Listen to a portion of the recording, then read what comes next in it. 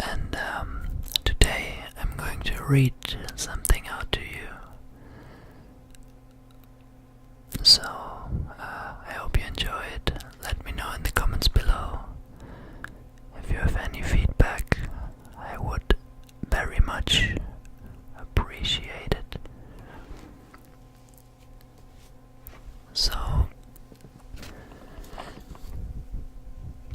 I'm going to read some cards for you from the Osho Zen tarot, and you don't have to believe in card reading or whatever, but I just really enjoy the texts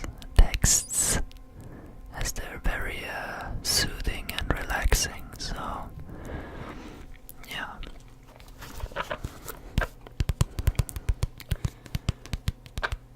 So this is the box. I will open it for you.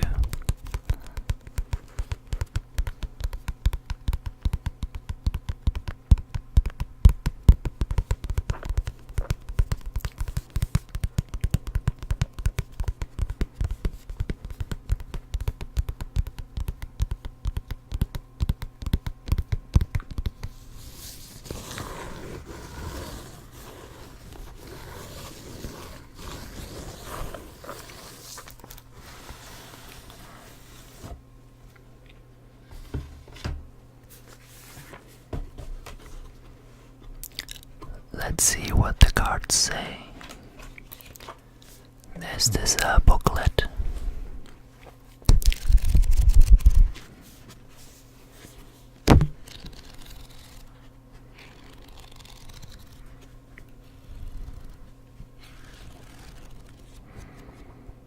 It has like 180 pages or something.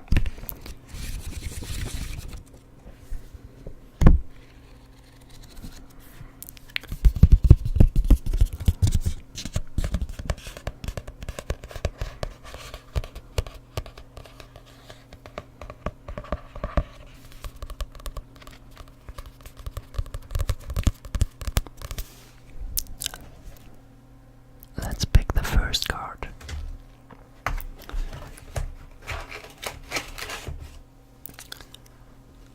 So these are all the cards. They look very beautiful as well. Well, this one is the wrong way around, but I'm just gonna pick one for you now.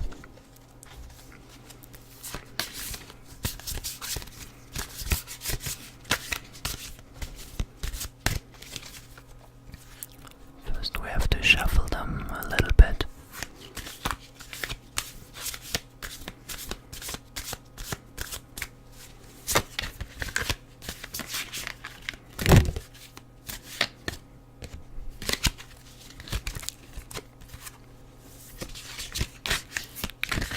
I'm not the best in shuffling, as you can see.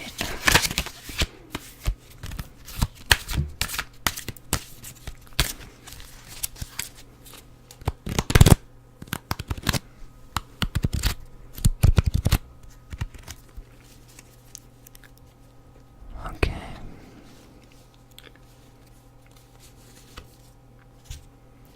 So the first one, moment to moment.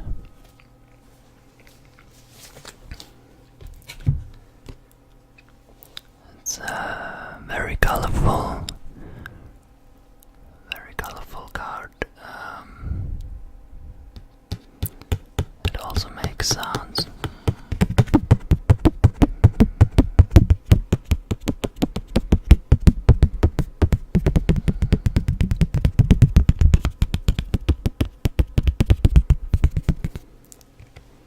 Okay, let's see what it means.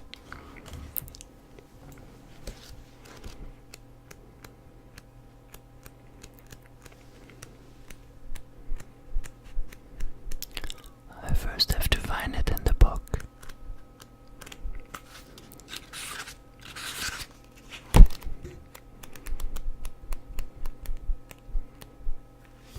Okay.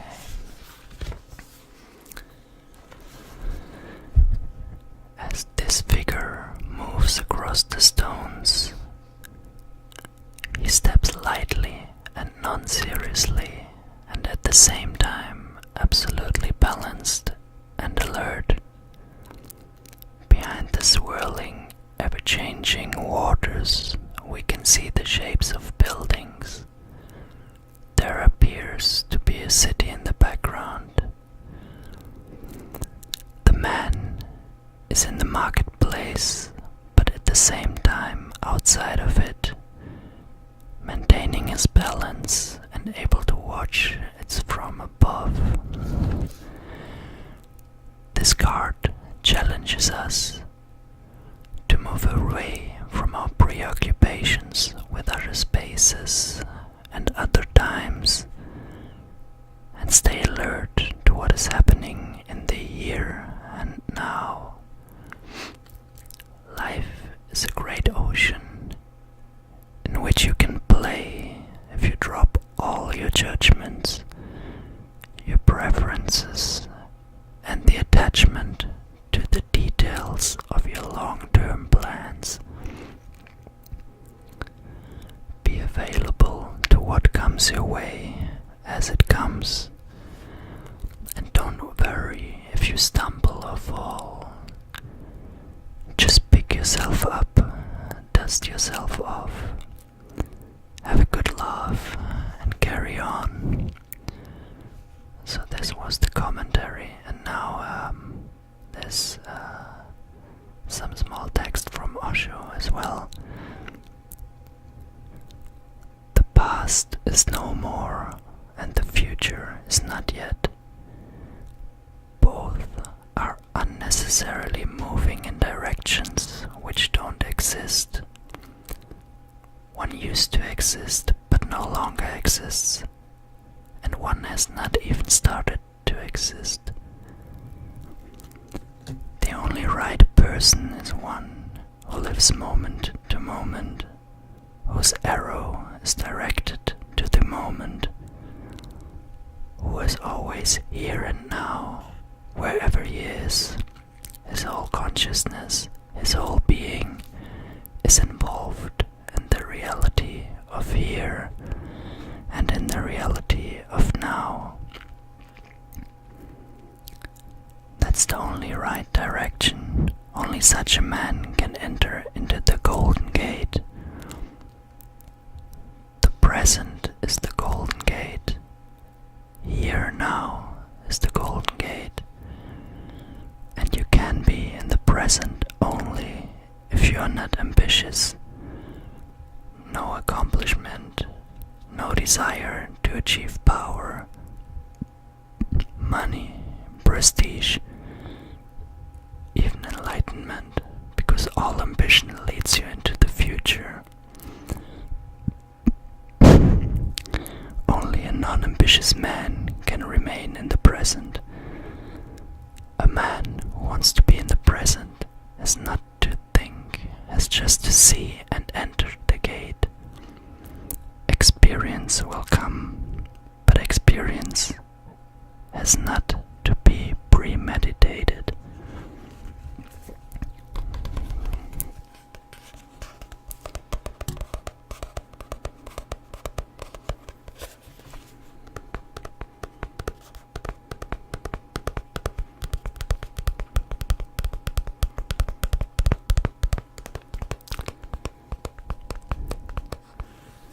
Let's pick a second one.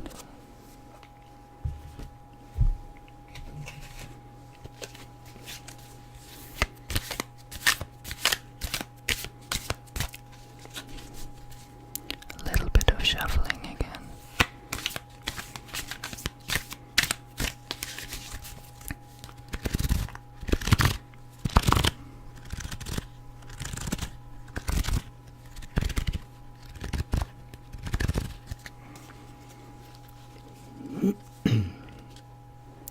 Do you want to pick one?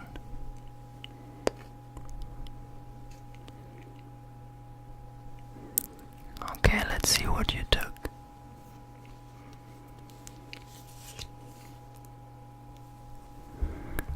The Master. Wow. This is Osho himself. And yeah, I think he was a cool guy somehow. I mean, there has been some rumors around him. But I mean, around every great personality, I guess, there will always be some rumors, some negative critique or something. So let's not get into that. I'm gonna read it out to you.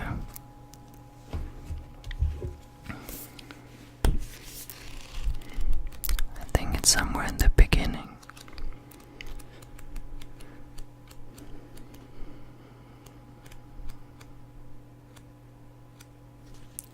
Or maybe not.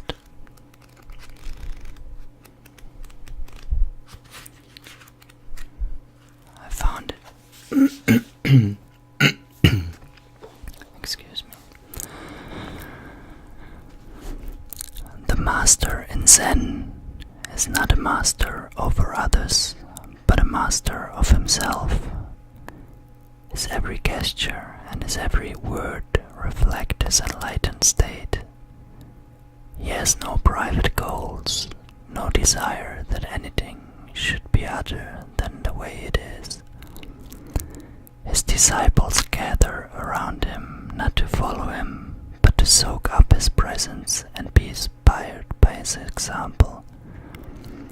In his eyes they find their own truth reflected, and in his silence they fall more easily into the silence of their own being.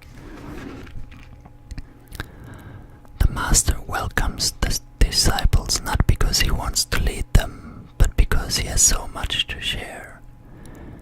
Together they create an energy field that supports each unique individual in finding his or her own light. If you can find such a master, you are blessed. If you cannot, keep on searching. Learn from the teachers and the would-be masters and move on. Jaya Raveti, said Gautam Buddha. Keep on moving.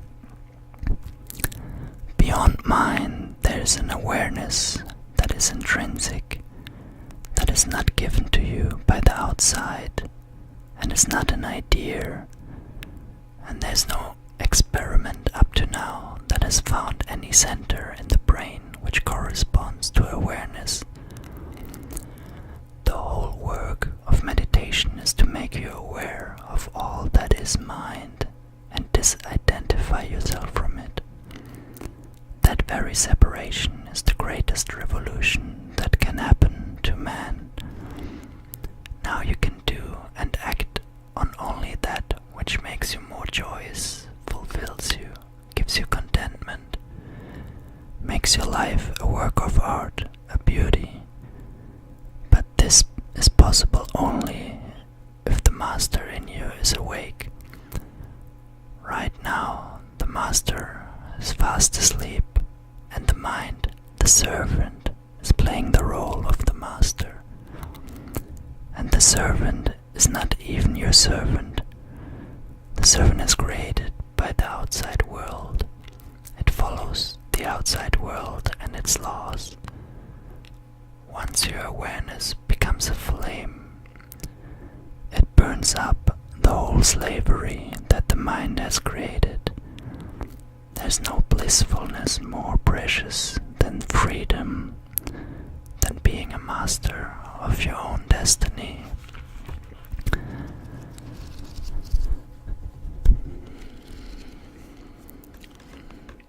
Oh, there's something written on the back.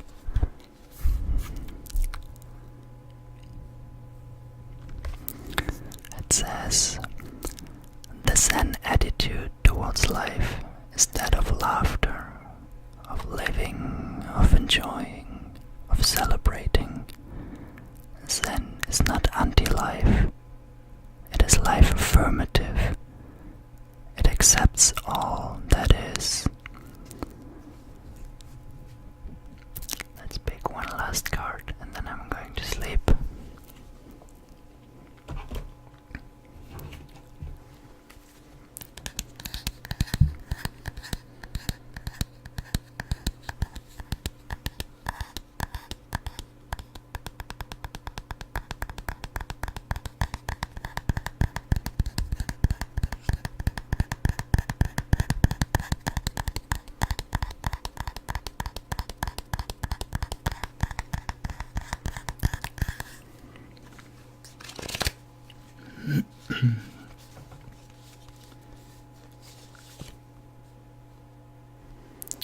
Okay. Morality. That's a very abstract card. Yeah, I can't really explain it to you. But let's see what it says.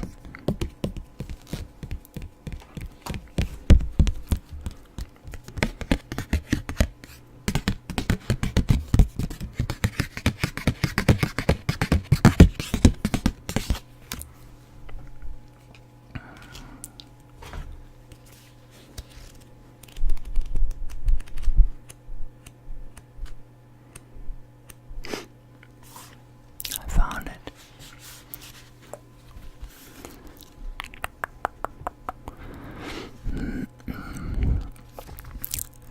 Morality has restricted all the juice and energy of life to the narrow confines of her mind. It can't flow there, so she really has become a dried up old prune. Her whole manner is very proper and stiff and severe, and she's always ready to see every situation as black and white, like the jewel she wears around her neck. The Queen of Clouds lurks in the minds of all of us, who have been brought up with rigid ideas of good and bad, sinful and virtuous, acceptable and unacceptable, moral and immoral.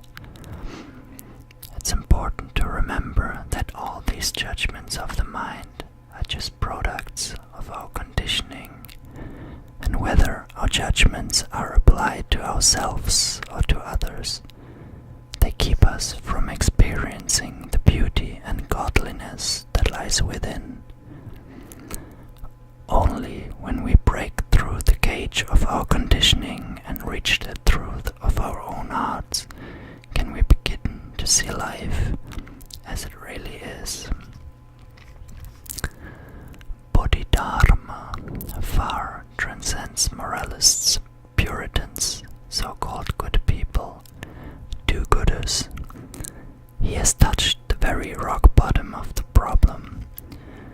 Unless awareness arises in you, all your morality is bogus. All your culture is simply a thin layer which can be destroyed by anybody. But once your morality has come out of your awareness, not out of a certain discipline, then it is a totally different matter.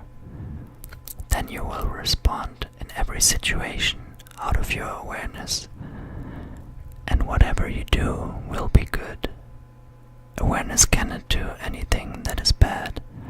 That is the ultimate beauty of awareness, that anything that comes out of it is simply beautiful, is simply right, and without any effort and without any practice. So rather than cutting the leaves and the branches, cut the root. And to cut the root, there's no other method than a single method, the method of being alert, of being aware, of being conscious.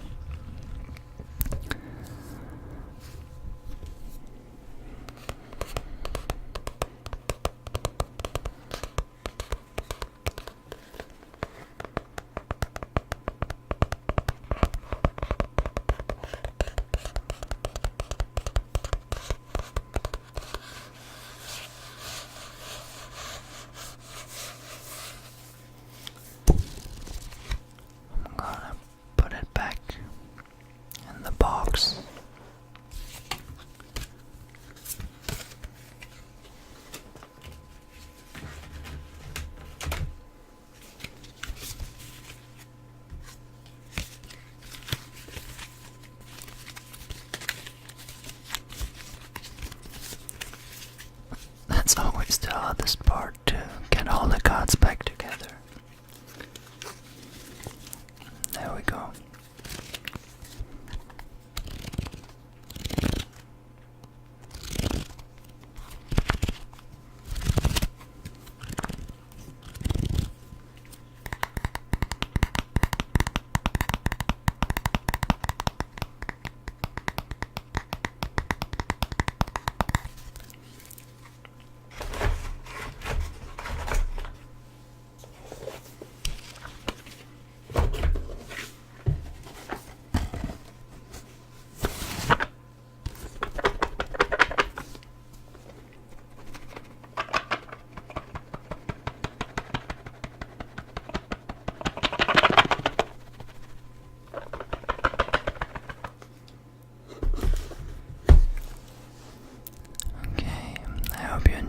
video, and maybe you even got some new inspiration out of it, some motivation.